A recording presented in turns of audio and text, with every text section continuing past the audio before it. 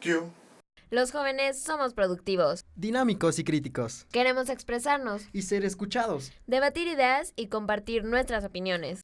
Hoy lo hemos logrado. En Exprésate, una producción del Tribunal Electoral del Poder Judicial de la Federación. Un programa hecho para ti, que eres joven. De joven a joven. Ven y exprésate con nosotros. Yo soy Priscila Barba Yo soy Eric Ortiz. y queremos escucharte.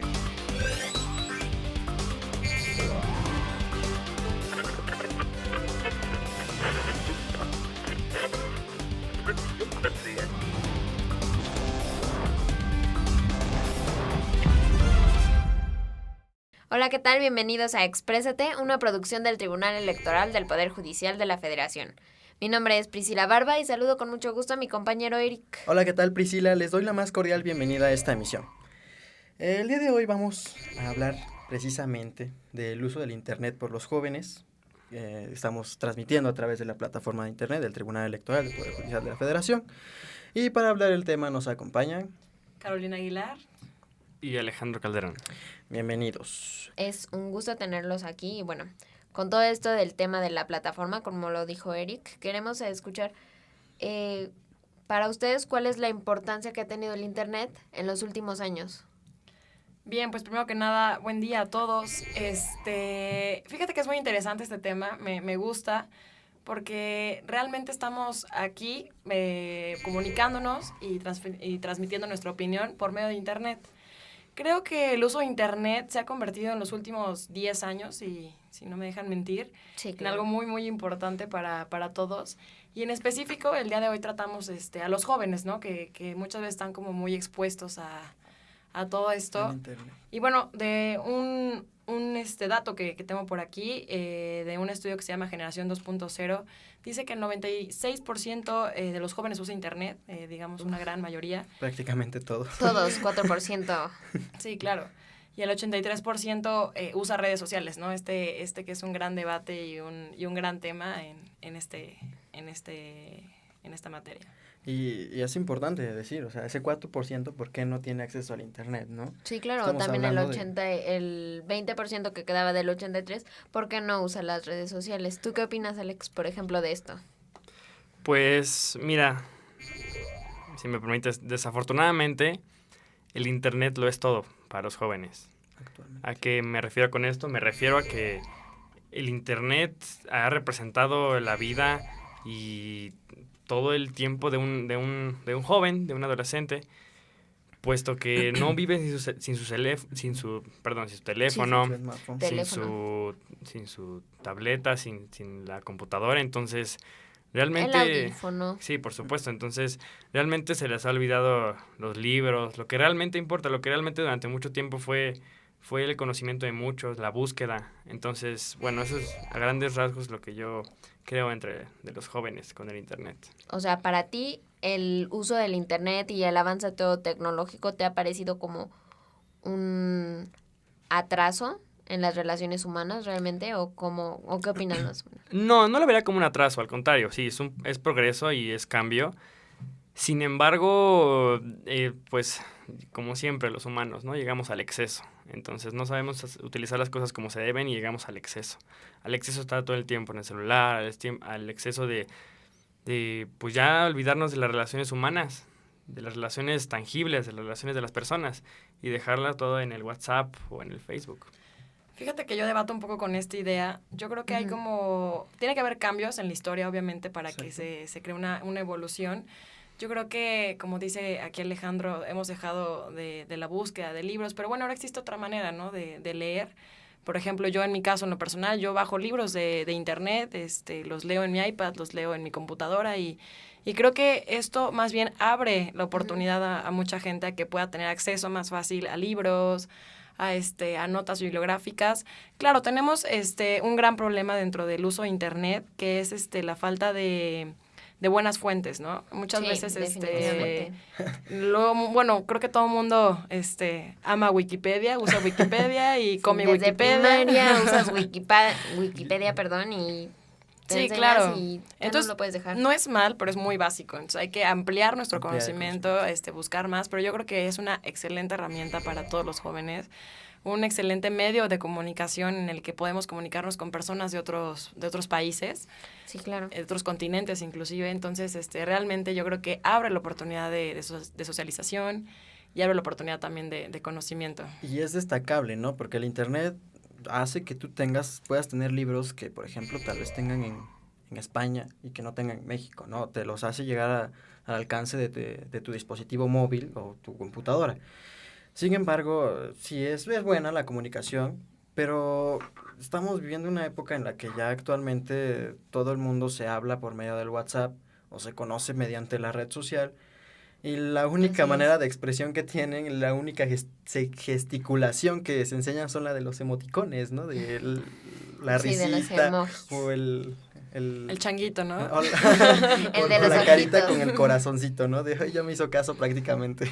Yo escuchaba una frase, no me acuerdo de quién, que decía, las redes sociales y el Internet te acercan a quienes tienes más lejos, pero te alejan de quienes tienes más cerca. Sí, por supuesto. Es completamente cierto, o sea, lo vemos ahora, los papás en los restaurantes todo el día en el celular, los hijos también en el celular, no hacen caso, o sea, los novios ya ni siquiera se hacen caso cuando están juntos, todo el día están mensajeándose. Ya se mandan rosas de dibujito, ¿no?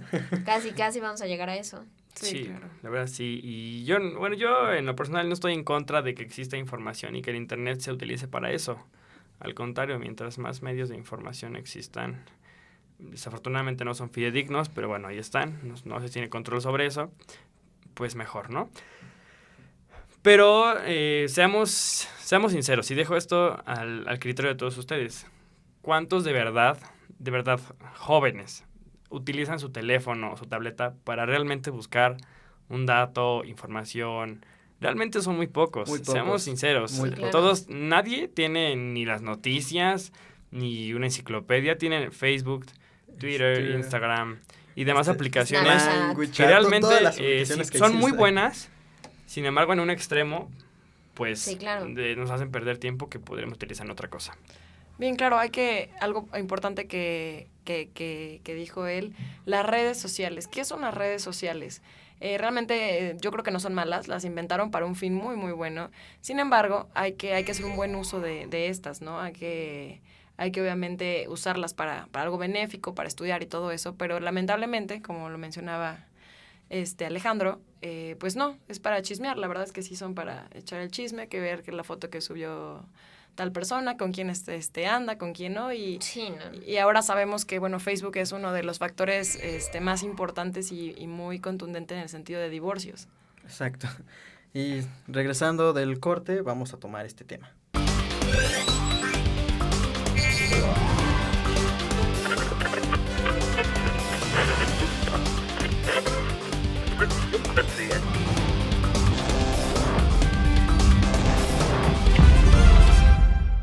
Es cuestión de todos los días y de todos los ciudadanos, de grandes y pequeñas decisiones. En el Tribunal Electoral trabajamos para que tu voz sea respetada. Resolvemos a favor de la igualdad política entre mujeres y hombres. Defendemos las decisiones que toman con autonomía los pueblos y comunidades indígenas. Nuestras sentencias garantizan el respeto a tus derechos político-electorales, consolidan nuestra democracia. Tribunal Electoral del Poder Judicial de la Federación. Tú tomas la decisión. Nosotros la protegemos. En el Tribunal Electoral protegemos los derechos político-electorales de las y los mexicanos. En los últimos 3 años atendimos más de 60,000 asuntos, 8 de cada 10 interpuestos por ciudadanos, y en este año resueltos en apenas 11 días. Trabajamos por la igualdad entre mujeres y hombres y por la autonomía de los pueblos y comunidades indígenas. Somos referencia para tribunales locales y extranjeros. Tribunal Electoral del Poder Judicial de la Federación. Tú tomas la decisión, nosotros la protegemos.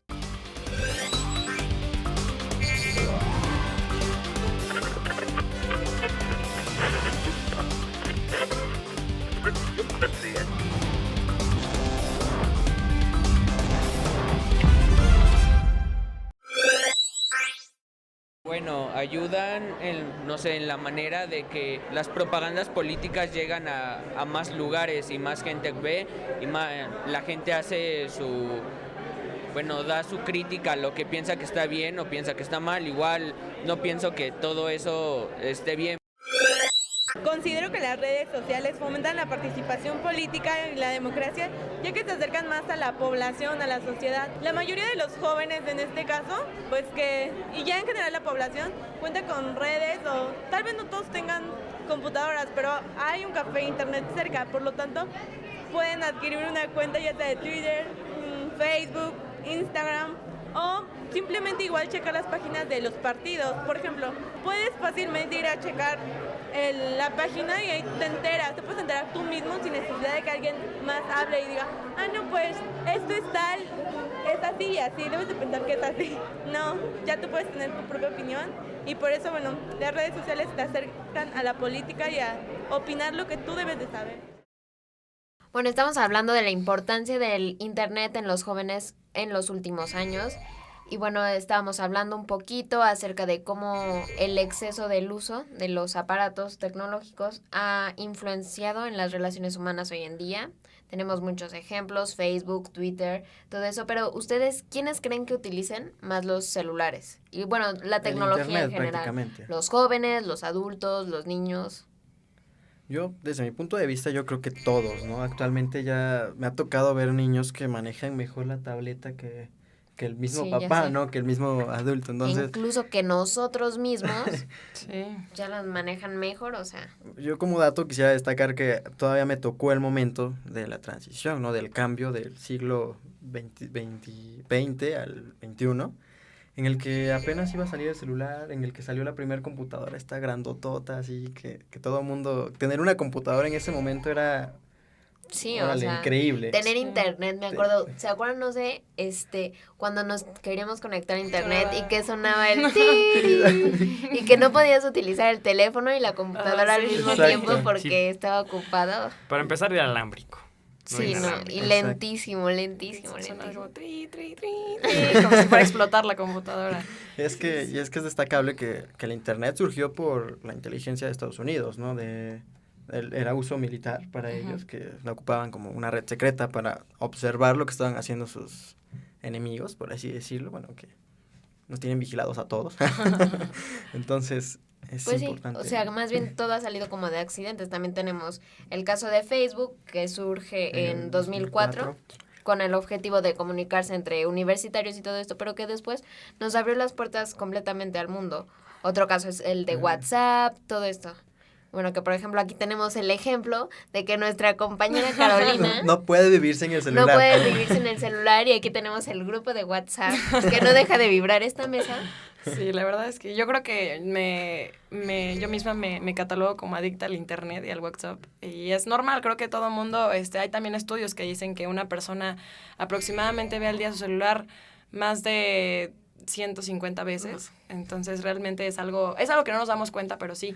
Y algo también muy importante es que todos nosotros aquí, jóvenes de aproximadamente entre 17, 18, 19, 20 años, que somos una generación, bueno, todos ahorita, nos encontramos en un punto muy importante del cambio de la historia en el que no nos hemos dado cuenta, pero claro, o sea, vivimos lo que fue el inicio del internet. La transición, prácticamente. Sí, claro. Todo, o sea, yo me acuerdo que antes de chiquita creo que jamás hubiera sido posible que yo tuviera una tablet.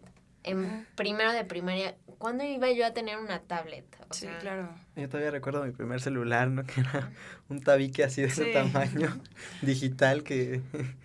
Sí, y también, bueno, yo tengo vagos recuerdos y sobre todo sobre anécdotas de esos, si no me recuerdo, se llamaban beepers.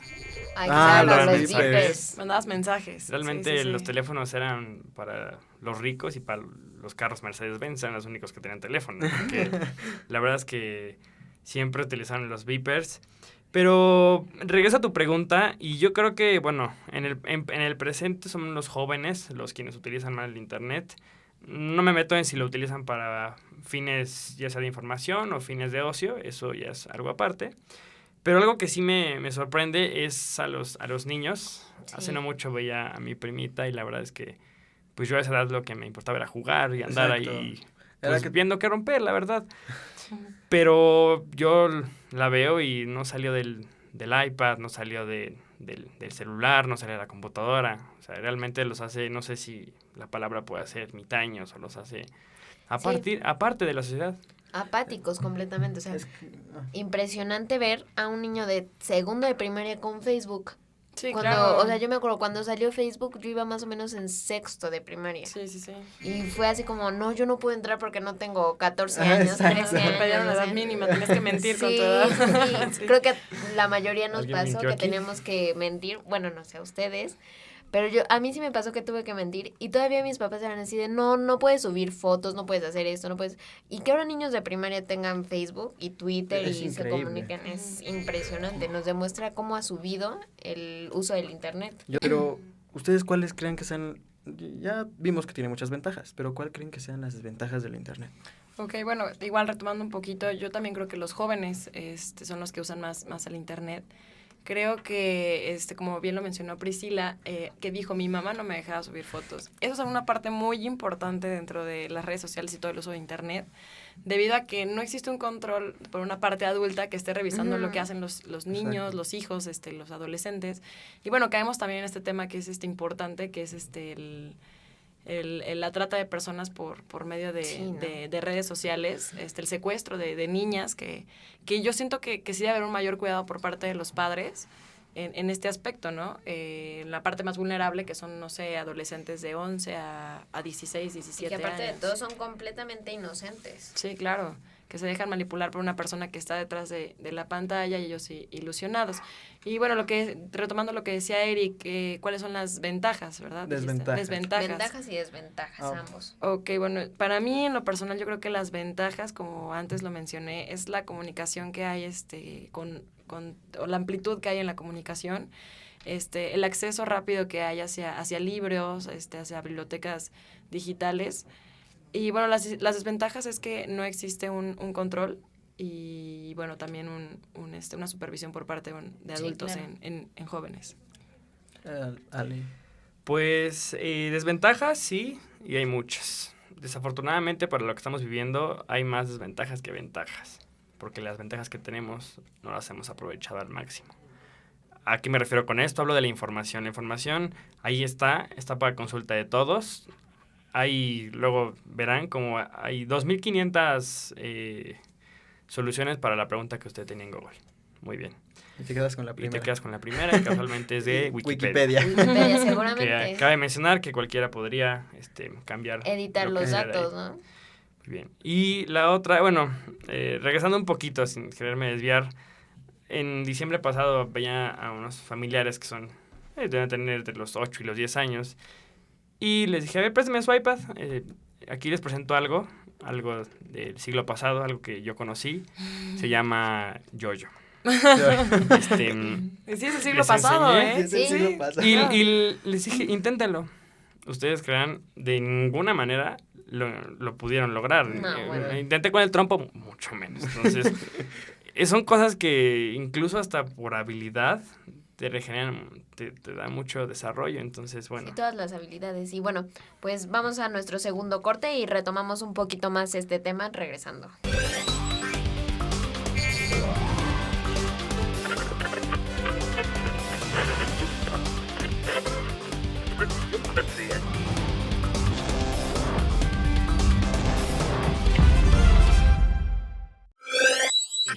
Yo pienso que fomentan la participación porque hay más distribución de la información en las redes sociales, ya que ahora el internet pienso que tiene más poder que la propia televisión. Entonces yo siento que pueden llegar más a nosotros los jóvenes, por ejemplo, por las redes sociales, ya sea por el Twitter, el Facebook. Bueno, las redes sociales. Yo pienso que las redes sociales son de suma importancia porque hoy en día nuestro estilo de vida y ritmo nos exige pues el estar con más tareas, con más cosas, entonces a veces no tenemos tiempo de vernos en persona o de relacionarnos, y yo pienso que gracias a las redes sociales nos podemos comunicar de forma rápida.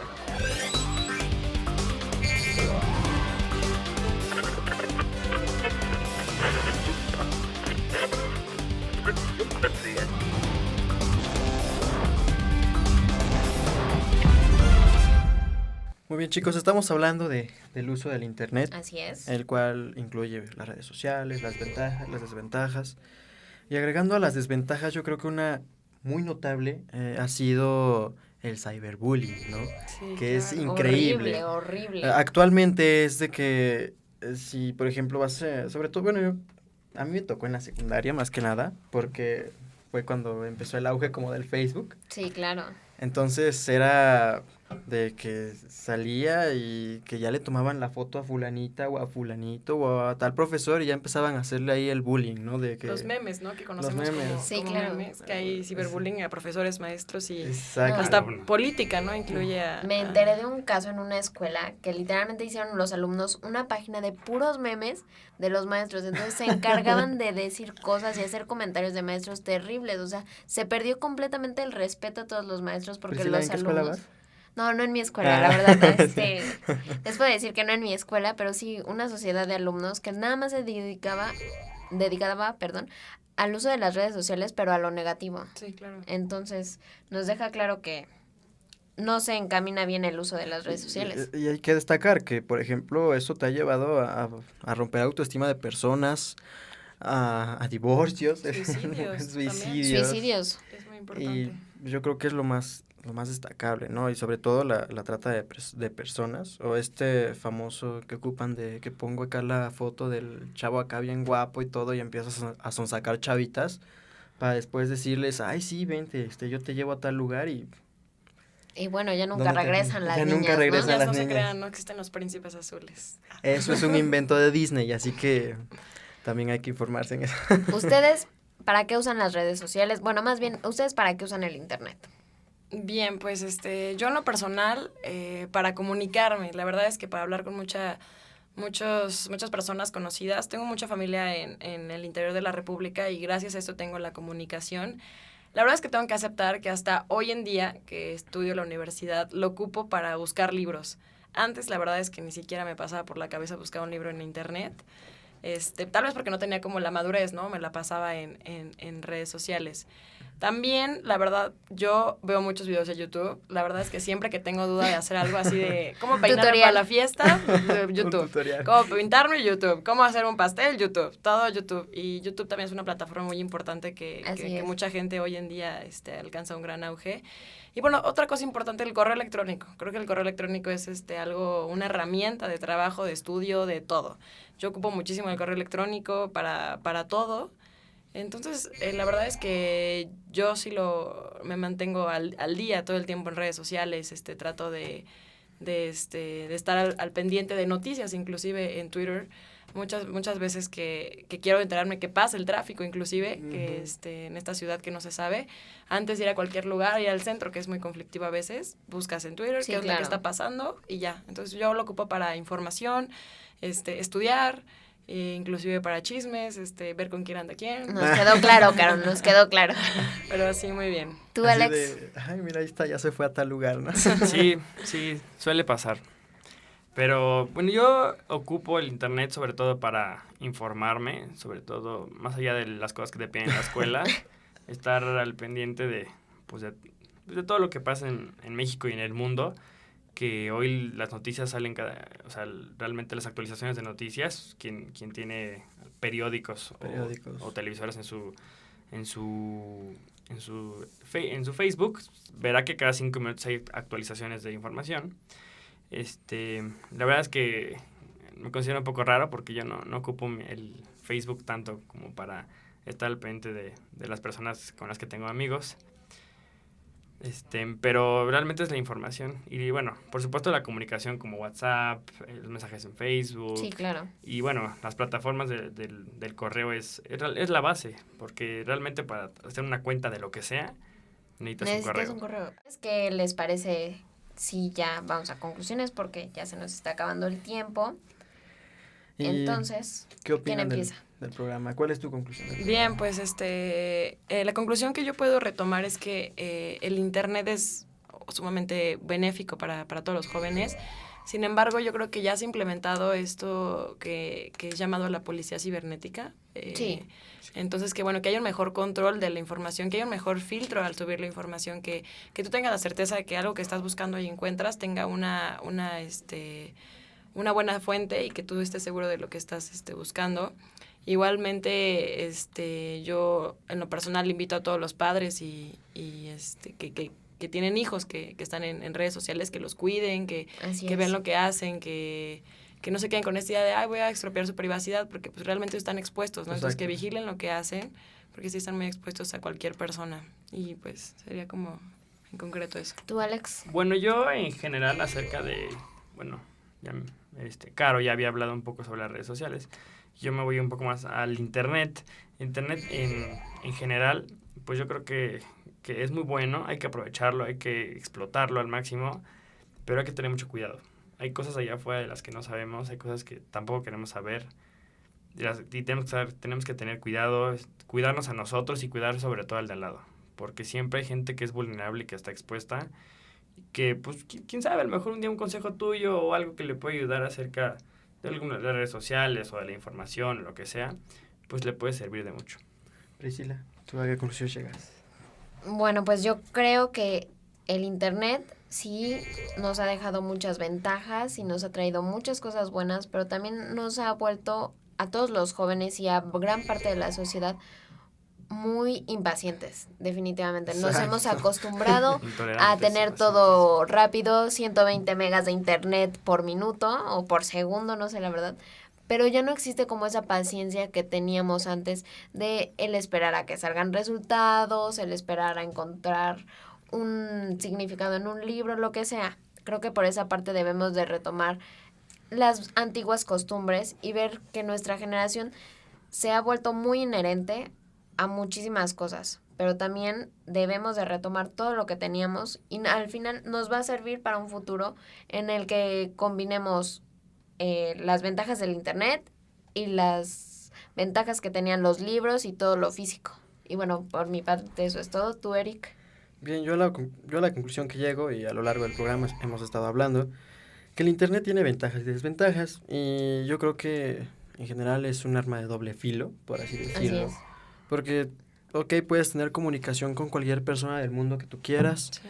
puedes obtener el libro en 3 segundos si quieres, o menos, si tu internet es súper rápido, pero también existen cosas como el cyberbullying, como la trata de personas, como las extorsiones a través del así internet, es. ¿no? Sí. O ha surgido este nuevo tema de los hackers, ¿no? Sí, también es que peligroso. que se ponen a Fraudes. robar Fraudes cuentas por internet. y al rato usan tu nombre y tus datos para atacar o para hacer transacciones acá medio chuecas.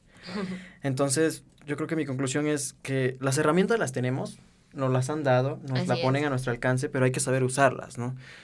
Todo se ha creado con un fin, ya que el momento en el que llega a tus manos, ya es tu decisión, el uso que tú le des. Si le das un uso correcto, vas a obtener un resultado muy bueno. Si le das un uso malo, vas a tener resultados increíblemente malos. Así es.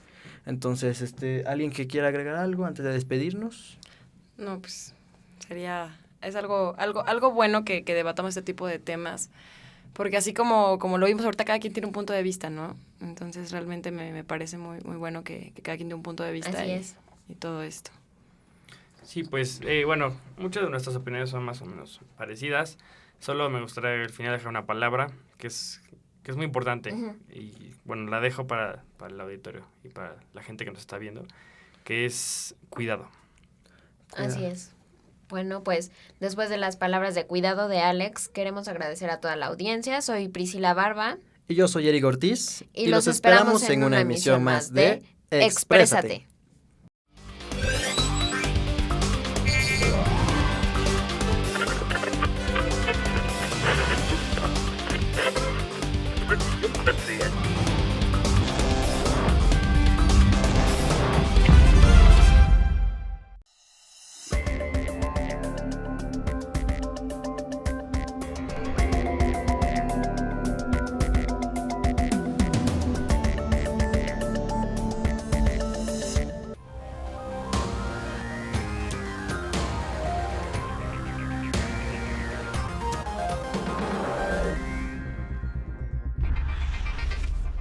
Hola, ¿qué tal? Yo soy L. Díaz de la Vega. Bienvenidos al programa de debate universitario del Tribunal Electoral del Poder Judicial de la Federación. Hoy debatiremos derecho a la información contra la intimidad. Vamos a conocer un poquito más del tema.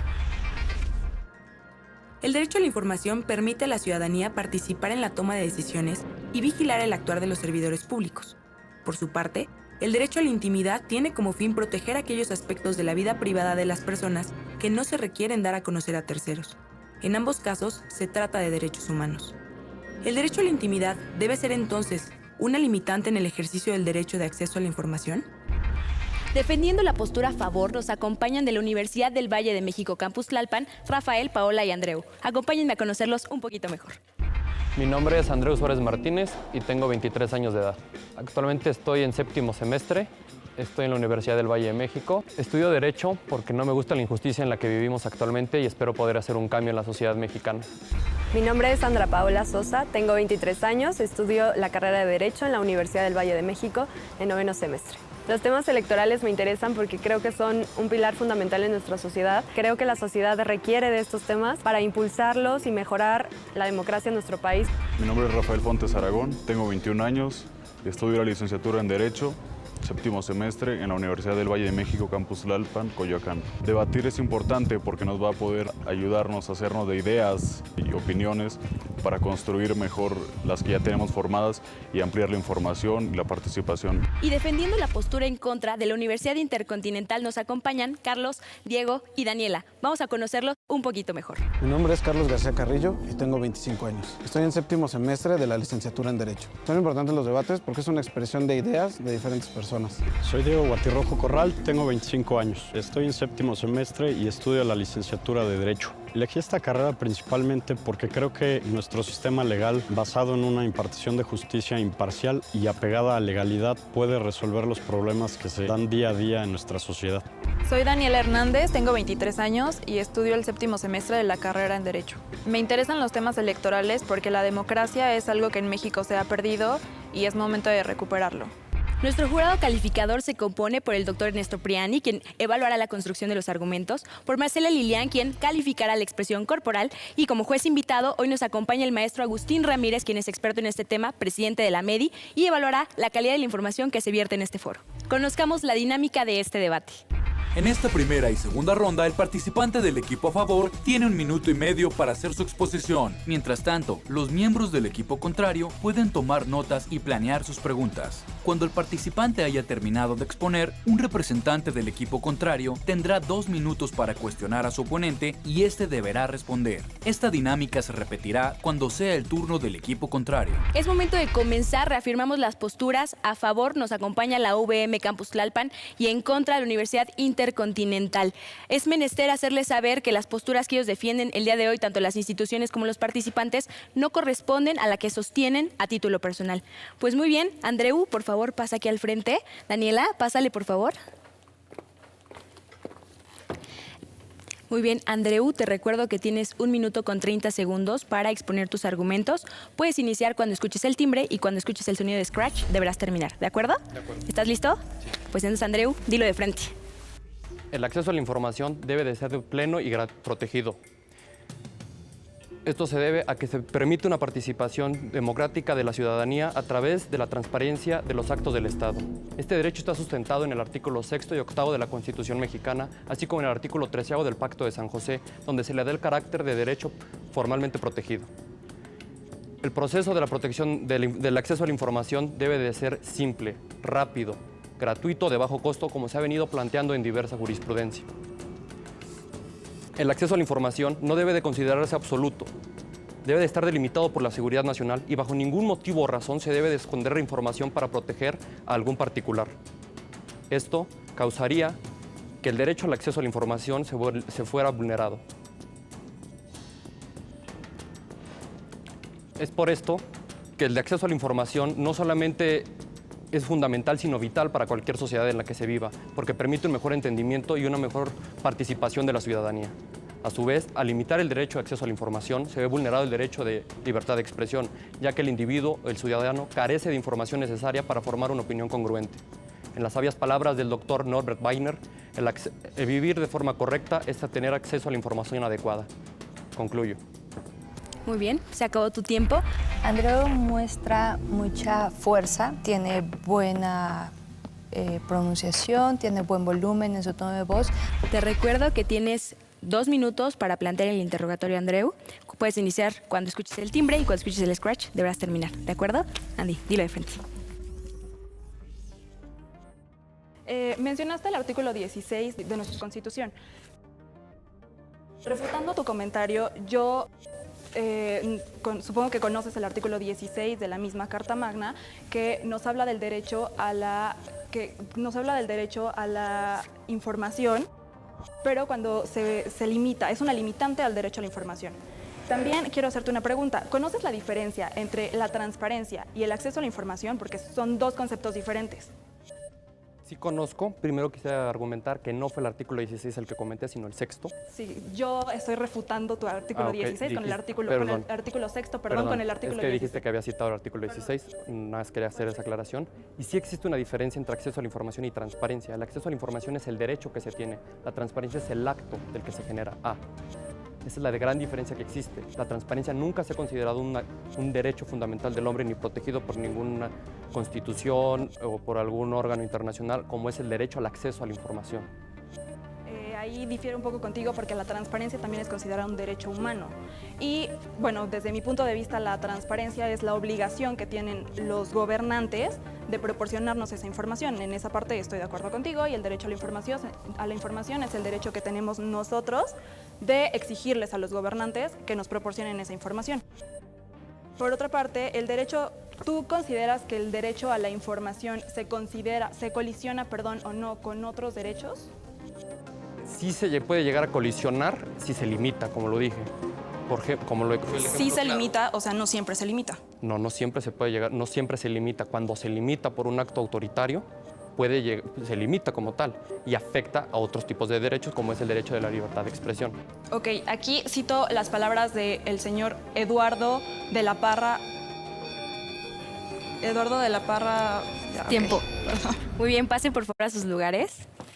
Daniela tiene buen movimiento, no solamente de sus manos, sino también de su cuerpo. Creo que gesticula muy de acuerdo con las palabras y con la fuerza del debate. Diego, te recuerdo que tienes 1 minuto con 30 segundos para expresar tus argumentos y después de eso te refutará Rafael, ¿de acuerdo? ¿Estás listo? Cuando escuches el timbre puedes iniciar, cuando escuches el scratch deberás terminar. Bien, dilo de frente.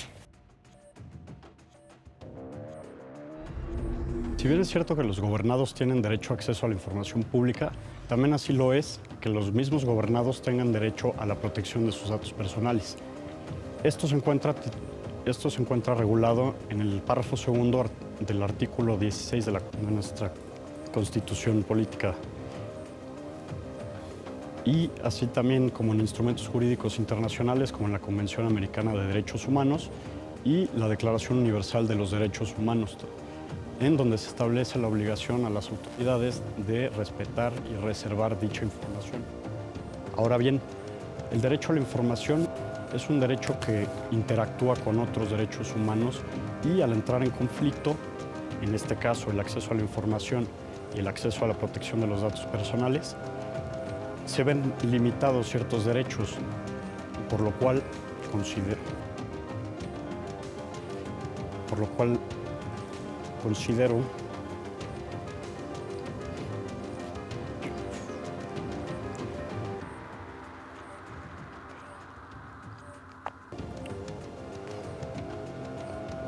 ¿Has terminado? No. ¿No? Adelante, Diego, dale. Ok. En ese orden de ideas, al solicitarle un particular información a una autoridad... Tiempo. Diego, por favor. Rafa. Cuando tú estás tratando de recordar, si se te va una palabra, te quedas como en blanco, porque no sabes qué es lo que sí. Y en realidad no importa qué palabra uses o hacia dónde, si sabes cuáles son los puntos que quieres tocar, lo harás mejor. Te recuerdo que tienes 2 minutos para plantear el interrogatorio a Diego, ¿sí? Puedes iniciar cuando escuches el sonido del timbre y debes terminar cuando escuches el sonido de scratch, ¿de acuerdo? Dilo de frente. Mencionaste que hay cierta información que debe ser protegida, que debe ser reservada. Ok. A mí lo que me gustaría saber es cómo me estás diciendo que esta información debe ser protegida. ¿Por qué la información no puede ser libre, plena? Okay, te contesto. Datos personales, datos confidenciales deben de ser reservados a la hora que un particular solicita esa información porque se pone en riesgo la integridad de la persona si hay en demasía una divulgación de datos. Refiero a domicilio, edad, teléfono móvil. Considero por eso que es prudente que se reserve información a la autoridad. ¿Se reserva información? ¿Qué información? ¿Datos personales de quién? Personales, datos confidenciales que hacen identificable a la persona. Al y ciudadano. Se pone en riesgo su integridad física, su seguridad. A la persona, al ciudadano común. Al ciudadano común. De a pie como nosotros. Correcto. Bueno, existe cierta clasificación de la información, estoy de acuerdo, y me gustaría saber por qué consideras que se pone en riesgo, que se vulnera a la persona. ¿En qué momento se pone en riesgo si conocemos estos datos que mencionas? Te voy a contestar con un ejemplo. Ok. El expediente clínico. ¿Estás de acuerdo en que se divulgue la información de un familiar? Que datos personales de un análisis clínico que le hagan a un familiar, cualquier tercero, cualquier particular pueda tener acceso a ella?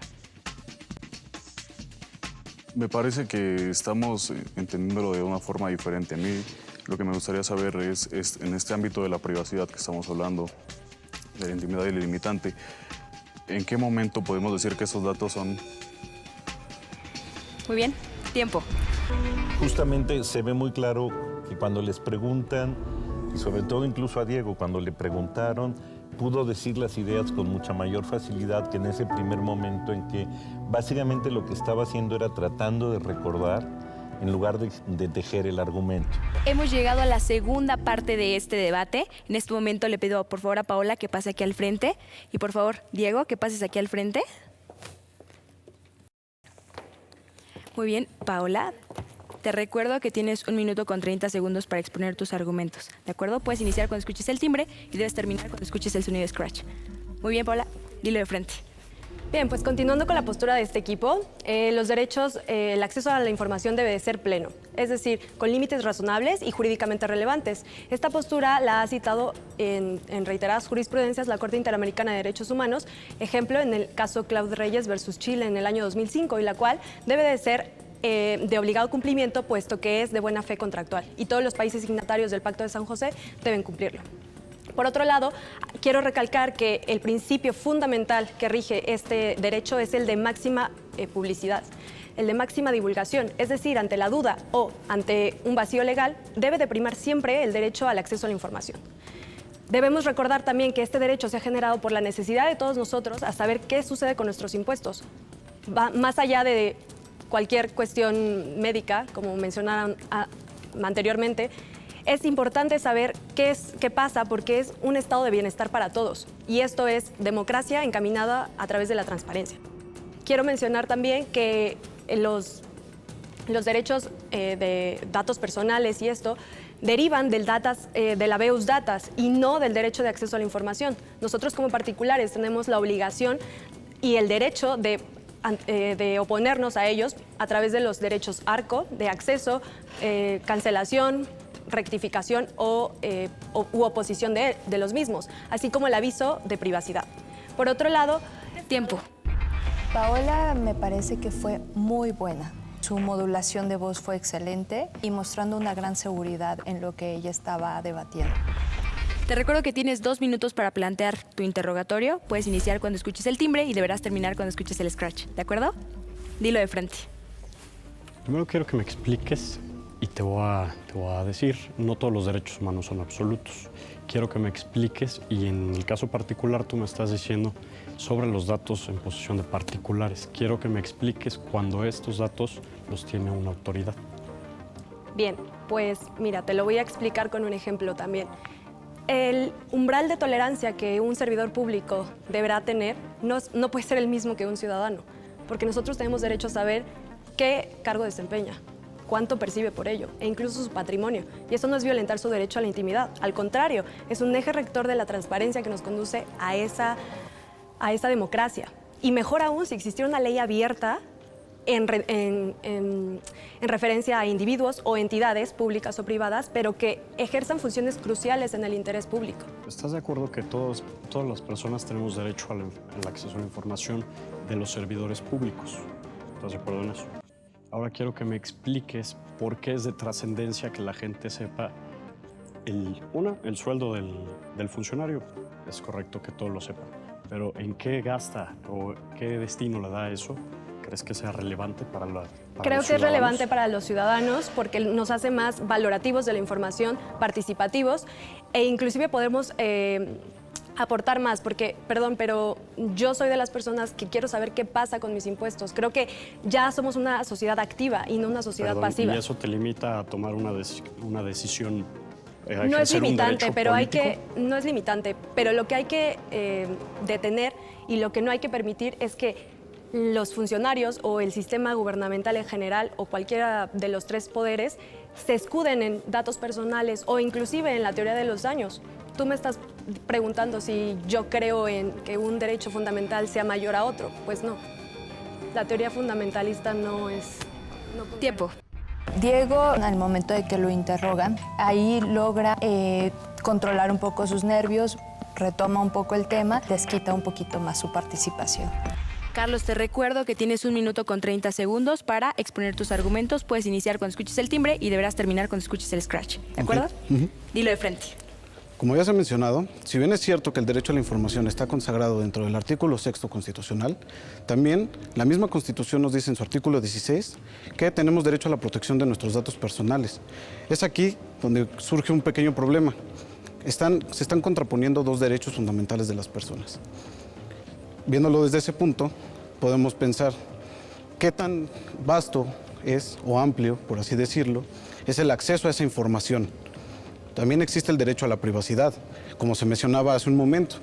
Bien es cierto que es un servidor público, pero no deja de ser un ciudadano como todos nosotros, que de igual manera tiene derecho a la privacidad, que puede oponerse a la publicación de sus datos personales.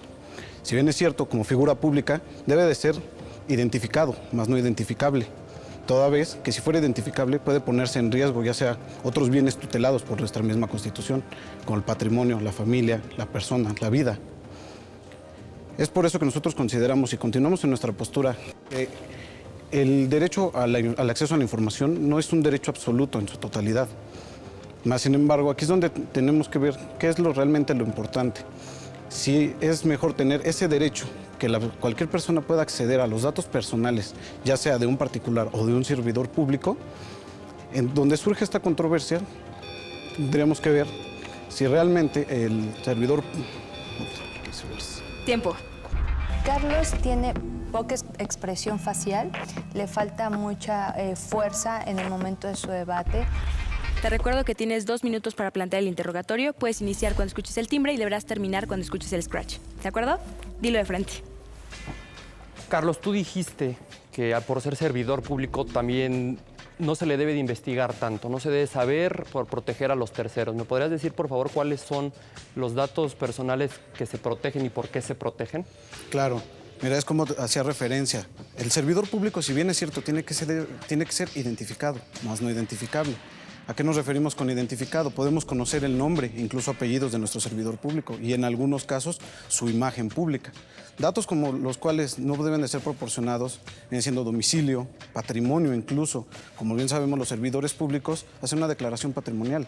Esa, a nuestro criterio, no debe de ser conocida por el particular.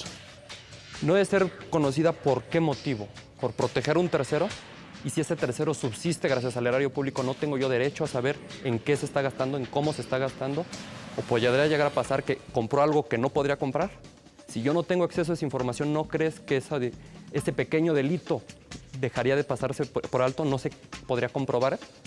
Ok, estoy de acuerdo en tu punto, o sea, entiendo lo que me quieres decir. Lo que nosotros nos referimos es... ¿Por qué nosotros o el particular no puede conocer en qué el servidor público gasta su dinero? Por una simple y sencilla razón. En el momento, es cierto, por ejemplo, que el sueldo de los servidores públicos viene del erario público, ¿no? Pero en el momento que éste lo recibe como un ingreso, como una prestación, en ese momento deja de ser público su conocimiento. En qué él utilice su problema, no problema de los demás. Entonces, estamos intentando individualizar a la sociedad. ¿El individuo va por encima del colectivo? Y más importante aún, ¿cuál es la diferencia entre privacidad e intimidad? Mira, por cuanto hace a la intimidad atañe más que nada al ser interno de la persona, a lo que él... Sí, vaya, al ser interno de esa misma persona, ¿no? Entonces, por cuanto hace a la privacidad, él puede declarar lo que quiere dar a conocer o no. Tiempo. Sabiendo que son estudiantes de Derecho, yo creo que es muy importante que sean más acuciosos en la información que manejan, en que no todo es doctrina, no todo es teoría, sino que es muy importante que ese conocimiento lo traigan a la discusión, pero sobre temas de actualidad. En esta tercera y última ronda, un integrante de cada equipo hará una exposición a manera de conclusión sobre el tema, y no podrán presentar nuevos argumentos, ya que al ser intervenciones finales no habrá refutaciones. La labor de estos oradores es principalmente de síntesis y reconstrucción. Cada uno tiene 2 minutos para convencer al jurado y al público sobre su postura y propuestas. Pues bueno, hemos llegado ya a la parte final de este debate, es momento de las conclusiones. Para ello le pido por favor a Rafa y a Daniela que pasen aquí al frente. Rafael, inicias tú. Te recuerdo que tienes 2 minutos para presentar las conclusiones. No puedes presentar argumentos extras porque ya no hay refutación, ¿de acuerdo? Inicias cuando escuches el timbre y terminas cuando escuches el scratch. Muy bien, dilo de frente. Consideramos que el acceso a la información de forma plena es una forma para garantizar el tener información veraz, clara, concisa, sin ningún tipo de limitante, sin opacidad, sin ninguna traba burocrática que pueda defender intereses ajenos a los del ciudadano que va a conocer esta información. Consideramos también que el acceso a la información será un eje rector que va a hacer una sociedad más justa, más participativa y democrática. Consideramos, pues, que al haber una participación de forma plena de la sociedad informada mediante el acceso a la información, vamos a poder crear políticas públicas encaminadas verdaderamente a un desarrollo sustancial de la sociedad. Vamos a crear una participación multidisciplinaria por medio de la transparencia. El acceso a la información implica transparencia y esta transparencia a su vez implica que se puede conocer, se puede saber y se puede colaborar en diversos ámbitos, en diversas formas y en diversos medios entre las mismas instituciones para facilitar el trabajo, para hacerlas 100% efectivas. Así pues, creemos que el acceso a la información será la forma en que un gobierno sea cercano a su gente, sea receptivo, sea participativo y también será una sociedad pensante, una sociedad que pueda argumentar lo que piensa, expresar lo que siente, lo que necesita, sus necesidades más urgentes. ¿Has terminado? Bien. Tiempo. Muy bien. Daniela, te recuerdo igual, tienes 2 minutos para plantear las conclusiones. No es momento de presentar más argumentos porque ya no hay refutación. Puedes iniciar cuando escuches el timbre y deberás terminar en el sonido del scratch, ¿de acuerdo? Dilo de frente. Es importante hacer mención que nosotros no estamos en contra de los datos, de la divulgación, del acceso a la información y de la transparencia, porque sabemos que esos son derechos que están contemplados en nuestra Constitución.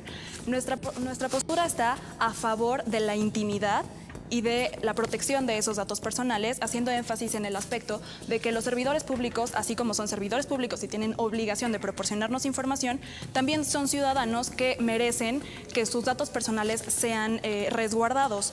La ley nos hace la diferencia entre la clasificación de la información reservada y la información confidencial. La información confidencial es toda aquella que contempla los datos personales. Los datos, toda aquella información confidencial son datos personales, pero no todos los datos personales son información confidencial. A esto me refiero que nosotros podemos, y los servidores públicos hablando precisamente, tienen la obligación de proporcionarnos, como bien lo dice el artículo 7º de la Ley de Transparencia y Acceso a la Información Pública Gubernamental, que tienen la obligación de proporcionarnos cuánto perciben, el puesto en el que están, las facultades que deben desarrollar durante su periodo, pero como lo mencionaba anteriormente mi compañero Diego, no es necesario ni es obligatorio que ellos nos proporcionen en qué fueron destinados esos fines, puesto que esto ya implica datos personales y pueden poner en riesgo la integridad y el patrimonio de este servidor público. Y por último, nada más resaltar que, como bien lo dijo, que no lo pude mencionar completo hace rato, el señor Eduardo de la Parra Trujillo, no todos los derechos son absolutos, por lo tanto cuando se contraponen contra otros tienen una limitante. Pues muy bien, tiempo, ¿puede pasar a sus lugares por favor? Gracias. Parece que a los muchachos les faltó algo muy importante, que es justamente debatir los temas actuales. Por ejemplo, ¿qué es el tema de la geolocalización el tema de la posibilidad de que ciertas autoridades tengan acceso a los metadatos que así se conocen en relación con las comunicaciones privadas de las personas. Muy bien, pues ha llegado el momento de la verdad. Ya tengo los puntajes en mis manos. Primero daremos las puntuaciones de los jueces de casa. Muy bien, a la Universidad del Valle de México, el doctor Ernesto Priani les otorgó un total de 30 puntos y Marcela Lilian les otorgó un total de 37 puntos, lo que da un subtotal de 67 puntos. A mí me gustó mucho Paola. Realmente, digamos, creo que ella sí marcó un parteaguas, incluso en términos del debate, no solo por su soltura, sino justamente porque ella pudo elaborar muy bien una idea a partir de un ejemplo. Y a la Universidad Intercontinental, el doctor Ernesto Priani les otorgó un total de 28 puntos y Marcela Lilian un total de 29 puntos, lo que da un subtotal de 57 puntos. Muy bien, antes de dar los puntajes finales del juez invitado, vamos a ver las impresiones del maestro Agustín Ramírez sobre este debate. Fue muy circular, estuvieron hablando y abordando mucho sobre lo que significa el derecho de acceso a la información y por otra parte, en cuanto a la privacidad, se centraron en el tema de los datos de los servidores públicos. Solo hubo un caso en donde hablaron del expediente clínico, que ese sí es un tema de privacidad de todos los sujetos. Muy bien, ahora sí es el momento de la verdad. El maestro Agustín Ramírez le otorgó a la Universidad del Valle de México un total de 27 puntos, lo que da un total de 94 puntos. Y a la Universidad Intercontinental les otorgó un total de 29 puntos, lo que da una calificación final de 86 puntos. Tenemos universidad ganadora, la Universidad del Valle de México Campus Tlalpan. Un aplauso muy fuerte para ellos, por favor. Y también un aplauso muy caluroso para los estudiantes de la Universidad Intercontinental, quienes jugaron un papel muy bueno en este debate. Les recuerdo a los jóvenes que nos pueden seguir a través de las redes sociales que están apareciendo aquí en pantalla. Nos interesa muchísimo su opinión y que se involucren en esta gran iniciativa del Tribunal Electoral del Poder Judicial de la Federación. Súmense al debate porque recuerden que lo bonito de ello es que el debate no se trata de ganar o de perder, sino de entender. Yo soy Ale Díaz de la Vega, esto es Dilo de Frente y nos vemos a la próxima. Lo que nos dio ventaja en este debate creo que fueron los conocimientos, porque siempre te da seguridad. Y al hablar de algo que sabes, pues puedes fundamentarlo de manera correcta.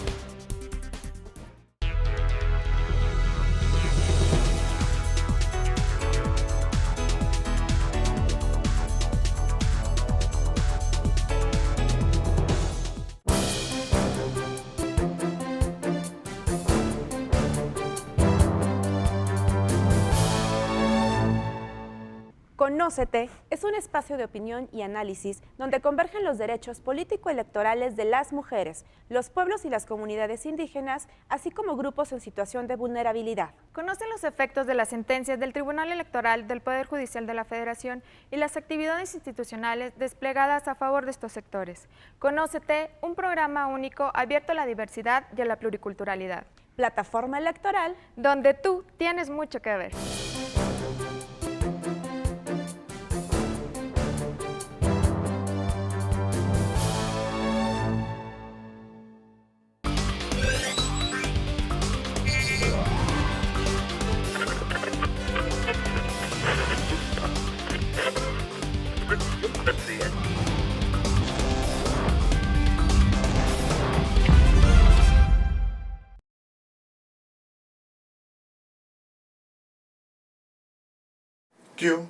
Los jóvenes somos productivos. Dinámicos y críticos. Queremos expresarnos. Y ser escuchados. Debatir ideas y compartir nuestras opiniones. Hoy lo hemos logrado. En Exprésate, una producción del Tribunal Electoral del Poder Judicial de la Federación. Un programa hecho para ti, que eres joven. De joven a joven. Ven y exprésate con nosotros. Yo soy Priscila Barba. Yo soy Eric Ortiz. Y queremos escucharte.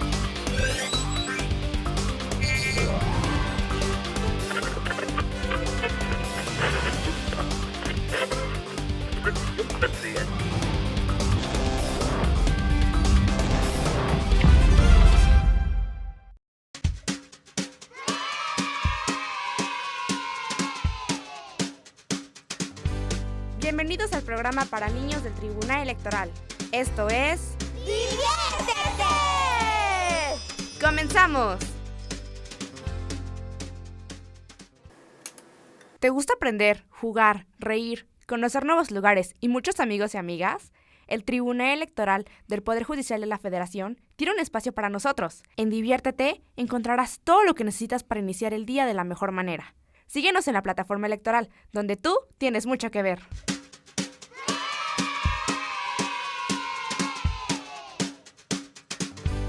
Diviértete ha llegado a su fin. Te esperamos en nuestra próxima emisión. ¡Diviértete! ¡Adiós!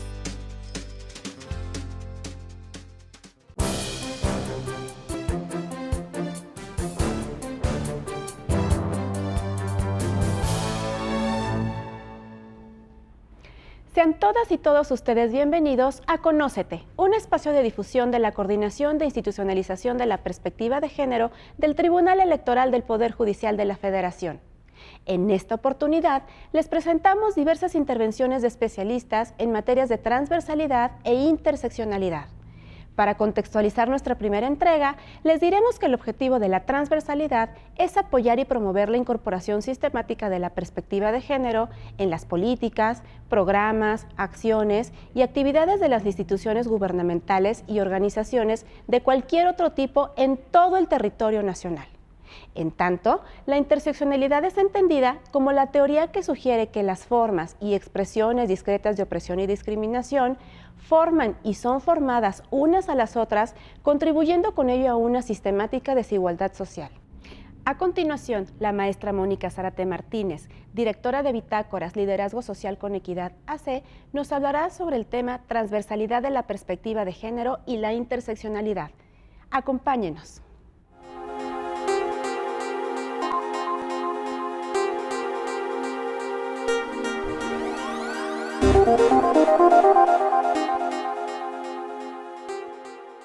Muy buenos días. El tema que hoy vamos a abordar es la transversalización de la perspectiva de género y la intersectorialidad. Vamos a empezar por hacer una definición sobre qué es la transversalización de la perspectiva de género. La transversalización es un proceso que nos permite la mejora, el desarrollo y la elaboración de políticas internas dentro de las organizaciones y de las instituciones que consideren las diferencias fundamentales y las necesidades de hombres y mujeres en aras de promover la igualdad entre ambos sexos. La transversalización es una estrategia que se basa, cuando hablamos de transversalización de la perspectiva de género, tenemos que considerar al género como una construcción cultural de procedencia histórica que puede ser transformada. ¿Qué quiere decir esto? Quiere decir que tanto hombres y mujeres partimos de una historia específica y estamos insertos en culturas y contextos específicos. De tal manera que cuando nosotros hacemos una estrategia de transversalización, tenemos que considerar estas diferencias históricas y culturales que nos hacen ser hombres y mujeres en contextos determinados. La transversalización es una metodología que nos permite abordar las problemáticas específicas de hombres y mujeres y está basada, o su marco referencial, es el principio de igualdad de oportunidades en todas las políticas y prácticas para evitar que se efectúen o se desarrollen desequilibrios y desigualdades existentes basados en la diferencia sexual. ¿Por qué el principio de igualdad y no el principio de equidad? El principio de igualdad porque la igualdad es un derecho y cuando hablamos de igualdad estamos hablando de considerar las diferencias entre hombres y mujeres en contextos determinados, pero con el derecho a tener una igualdad de oportunidades en las instituciones, en las políticas públicas, etc. Transversalizar la perspectiva de género, entonces, dentro de las organizaciones e instituciones, la vamos a definir como el proceso de valorar las implicaciones que tiene para hombres y mujeres cualquier acción que se planifique, se trate de legislación, políticas públicas o programas en todas las áreas y en todos los niveles. ¿Esto qué quiere decir? Considerar estas diferencias fundamentales, culturales e históricas que tenemos hombres y mujeres en contextos determinados. La transversalización es una estrategia para conseguir que las demandas, experiencias y preocupaciones de hombres y mujeres sean parte integrante de los programas y proyectos con el objetivo de conseguir la igualdad entre los géneros. Ahorita vamos a ver cómo esta metodología, esta estrategia de la transversalidad se une y se vincula con la estrategia de la intersectorialidad, ¿no? La integración de esta perspectiva permite fortalecer el trabajo que se realiza dentro de las instituciones. Más allá del tema que es un derecho, la transversalización de la perspectiva de género, que la igualdad es un derecho, también la transversalización como estrategia nos permite fortalecer el trabajo y la planeación que se realiza dentro de las instituciones. Esto es fortaleciendo y optimizando los recursos que aportan tantos hombres y mujeres en un sector determinado, en una institución determinada o en una organización determinada.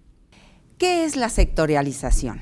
La sectorialización es una actividad orientada a coordinar las políticas públicas, ¿no? Está determinada por un conjunto de instituciones y las actividades que estas instituciones tienen para la consecución de un objetivo básico de gobierno, ¿no? Es decir, la importancia de la sectorialización radica en que las actividades que estén coordinadas, es decir, todos estos saberes y experiencias estén articulados y coordinados en el planteamiento, en la realización, en el diseño de los objetivos y la evaluación de acciones, con el objetivo de alcanzar resultados integrados en situaciones complejas, buscando un efecto sinérgico en el desarrollo social.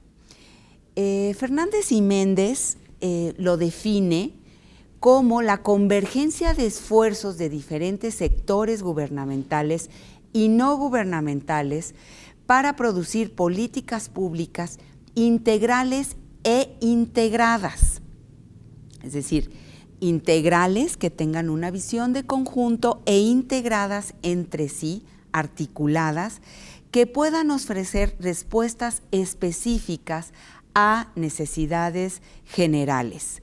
Lo que es muy importante en la intersectorialidad es entender que esta integración, además de posibilitar la búsqueda de soluciones integrales, nos permite atender a un objetivo estratégico y específico del gobierno, ¿no? En un ejemplo, uno de los ejemplos que podemos nosotros tener de sectorialización es, por ejemplo, el tema relacionado de la violencia hacia las mujeres. Para atender la compleja, o sea, el tema de la violencia a las mujeres es una situación multifactorial y multidimensional. Es decir, hay distintos factores que determinan una situación de violencia hacia las mujeres y estos diversos factores se deben de abordar desde distintas dimensiones.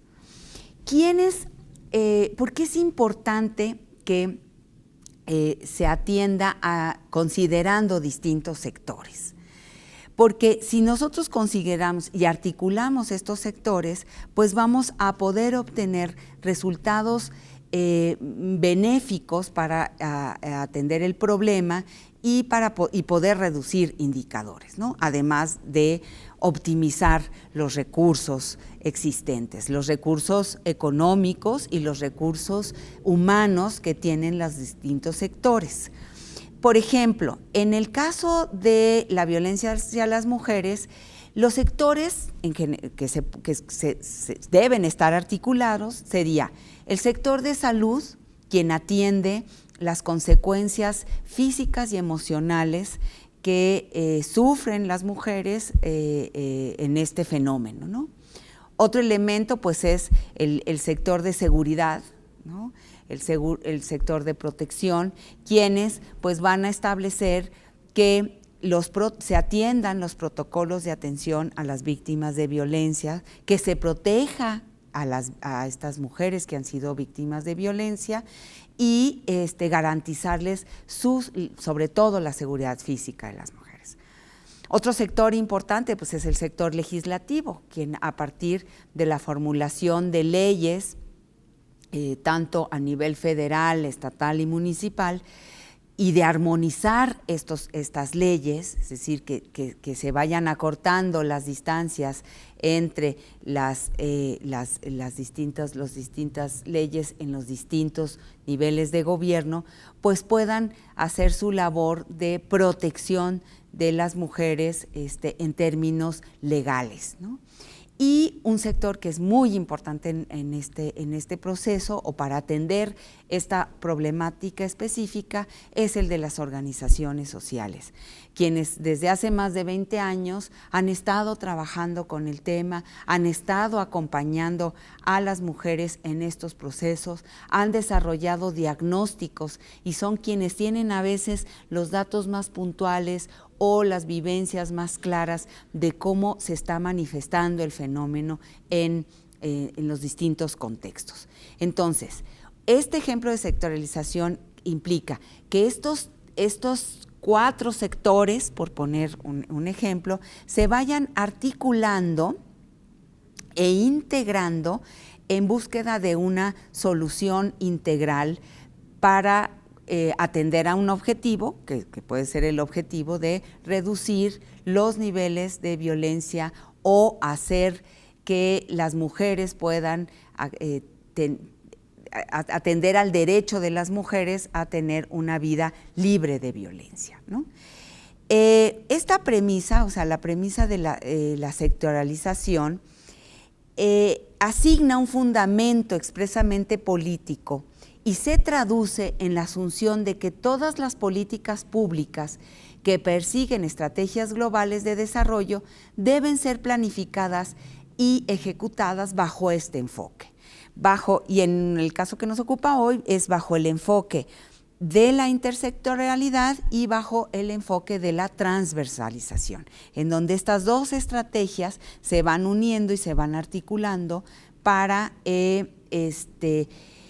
que las diferencias entre hombres y mujeres, las asimetrías que hay entre hombres y mujeres puedan ser mitigadas, ¿no? En esta premisa, los sectores que corresponden con especialidades del conocimiento remiten al criterio convencional de organizaciones gubernamentales, por ejemplo, articularse con los distintos sectores y con los distintos atendiendo, digamos, sin invadir, como yo decía anteriormente, sin invadir las competencias de cada uno de los sectores, sino dentro de las competencias que tienen cada uno de los sectores, articularse en conjunto, integralmente, para atender a un objetivo en común, ¿no? Los sectores pueden referirse también a las lógicas de acción colectiva y a mecanismos de coordinación social. Esto es particularmente importante con las organizaciones de la sociedad civil. En tanto, y por lo tanto, esta intersectorialidad puede significar la articulación entre el sector público, el sector social y el sector mercantil. Es decir, articular estos sectores, articular los esfuerzos, no repetir esfuerzos, no optimizar recursos humanos y recursos materiales, recursos económicos para atender los fenómenos específicos. Esto, por ejemplo, ¿qué necesitamos para implementar estas estrategias, ¿no?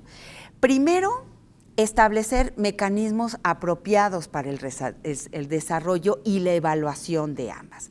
Esto va también a requerir un trabajo en conjunto de cada uno de los sectores, ¿no?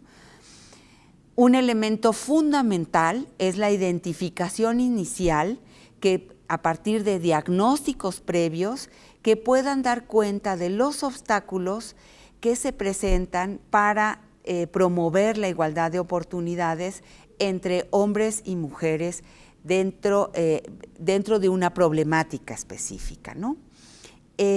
Otro elemento es tener claridad por parte de todos los actores involucrados, todos los sectores involucrados, de lo que implica una estrategia de transversalización de la perspectiva de género e intersectorialidad y las responsabilidades, como yo mencionaba anteriormente, las responsabilidades que cada estrategia conlleva en un proceso específico. Aquí no se trata de poner un sector sobre el otro, sino un sector que se articule con el otro en consecuencia de una acción específica.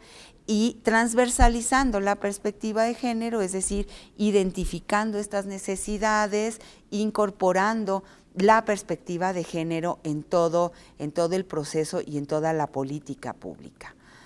Requiere también la elaboración de herramientas de análisis y planificación adecuadas, el conocimiento, obviamente, de la problemática a entender, del objetivo en propuesto, la producción, algo que es muy importante para poder tener éxito en esta estrategia, es tener datos desagregados por sexo, la identificación de las distintas brechas de desigualdad, el análisis de las normatividades, de las condiciones en que se encuentran hombres y mujeres en contextos específicos. Y otro es evaluar los presupuestos que se tienen y las políticas de recursos humanos con el fin de optimizarlas y articularlas estratégicamente.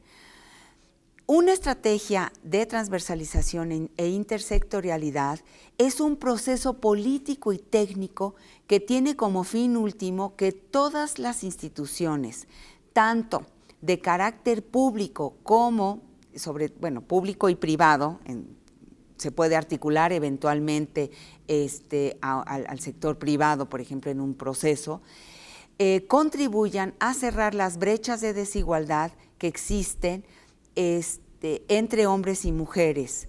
Para que esto sea efectivo, debe permear en las instituciones en general y debe promoverse desde quienes toman las decisiones en cada uno de los sectores para que se puedan articular de manera más eficiente. Me gustaría ahora entrar a un concepto que es muy importante, que debe ser el marco a partir del cual se desarrolle esta estrategia, ya que estamos hablando de transversalizar la perspectiva de género y que esto implica ver con amplitud e integralidad la condición y situación de hombres y mujeres con sus cargas sociales y las consecuencias que tiene esta carga cultural e histórica en cada uno. Es importante que nosotros tengamos claro el término de igualdad, que este término es el término referencial que nos va a permitir cómo a partir de esto, o sea, poder desarrollar estrategias intersectoriales con transversalización de la perspectiva de género. ¿Por qué es importante utilizar el término de igualdad? El derecho a la igualdad implica el derecho a la no discriminación, ¿no? Podemos medir cuando hay igualdad si no existe ningún tipo de discriminación hacia las mujeres, ¿no? Es decir, yo mencionaba al principio de la presentación que cuando hablamos de igualdad, hablamos de un derecho, ¿no? Hablamos de un derecho a la no discriminación y atendiendo a las diferencias que tienen hombres y mujeres en contextos específicos, que tengan igualdad de oportunidades, ¿no? ¿Por qué igualdad? Porque la igualdad trae consigo obligaciones legales para los estados, no son voluntades políticas. Para que esto se cumpla, es importante que los estados generen acciones que puedan garantizar la igualdad entre hombres y mujeres. Por eso son derechos y como derechos pues conllevan obligaciones específicas. La igualdad no implica que vamos a ser todos iguales, pero implica un trato idéntico considerando las diferencias de hombres y mujeres. El principio de igualdad requiere que a veces se les dé un trato idéntico a hombres y mujeres y en determinados casos se considere las diferencias que tienen cada uno, pero siempre bajo los preceptos que marcan los derechos humanos. Por las mismas condiciones que tenemos las mujeres culturales que tenemos las mujeres, pues muchas veces sí hay ciertos puntos en donde no vamos a tener un tratamiento idéntico que el que tenemos los hombres. Pero sin embargo, que este tratamiento, que aunque no sea igual, sí considere esta diferencia de condición y de lugar que tenemos las mujeres en los contextos determinados. Y que esto no se traduzca en desigualdad y que sobre todo esté enmarcado bajo los preceptos que marcan los derechos humanos. Este elemento es fundamental para que nosotras podamos entender la transversalización y la intersectorialidad. Si no partimos de este marco referencial, la articulación de estos saberes y experiencias, de esta planeación, de esta realización y evaluación, va a tener una deficiencia teórica, conceptual y de funcionalidad también dentro de una política de intersectorialidad y de transversalización, ¿no? Va a ser muy difícil alcanzar resultados integrales si no consideramos estos elementos. ¿Por qué? Porque el considerar la perspectiva de género como un eje que atraviesa, como un eje transversal, lo que busca es un efecto sinérgico dentro del desarrollo social. Entonces, un poco para ir concluyendo, es que una estrategia de intersectorialidad y de transversalización asigna, se traduce, ¿no?, a la asunción de que todas las políticas públicas tienen que estar articuladas estratégicamente de manera integral para el desarrollo de políticas públicas globales, ¿no? Otro elemento es que se generen mejores soluciones estratégicas que permitan compartir los recursos que son propios de cada sector, de tal manera que cada uno se pueden transversalizar y se pueden articular de manera más puntual, ¿no? Digamos, con mayor éxito, ¿no? La articulación también de cada uno de los saberes y lo que yo, como lo dije anteriormente, lo que también es muy importante es que ningún sector predomine sobre el otro, ¿no? Este puede ser un ejercicio muy interesante en nuestro país, ya que en nuestro país las políticas públicas se han tendido a hacer de manera no intersectorial, sino considerando a cada sector como a competencias aisladas.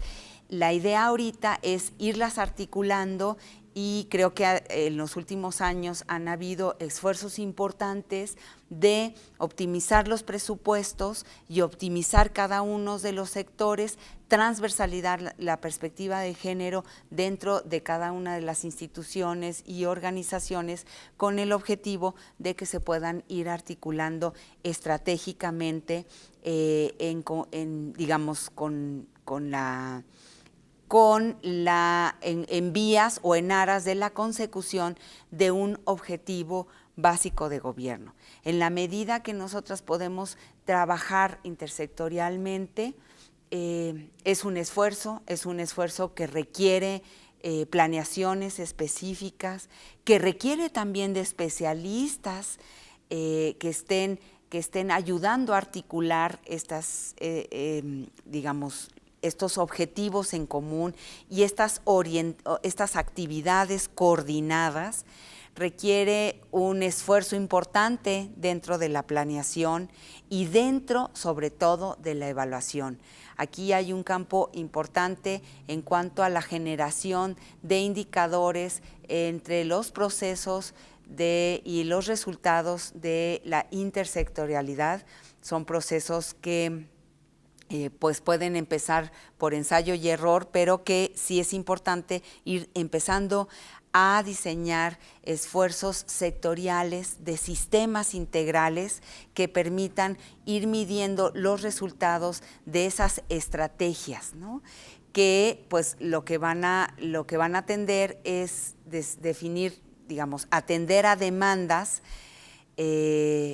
puntuales, ¿no? Y a demandas que están atendiendo a objetivos específicos de gobierno, ¿no? Es una integración que va a hacer más eficiente el trabajo entre los sectores y que va a permitir fortalecer el trabajo interno y externo en consecución del desarrollo, de permitir un mejor desarrollo de las políticas públicas y de los objetivos de gobierno.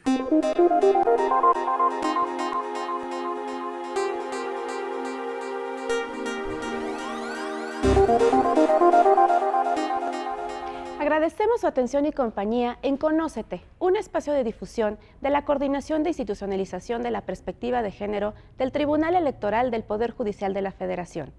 Les esperamos en una próxima emisión donde seguiremos abordando estos interesantes temas. Hasta la próxima. Recuerda, Conócete, solo aquí, en Plataforma Electoral, el canal de televisión por internet del Tribunal Electoral, donde tú tienes mucho que ver.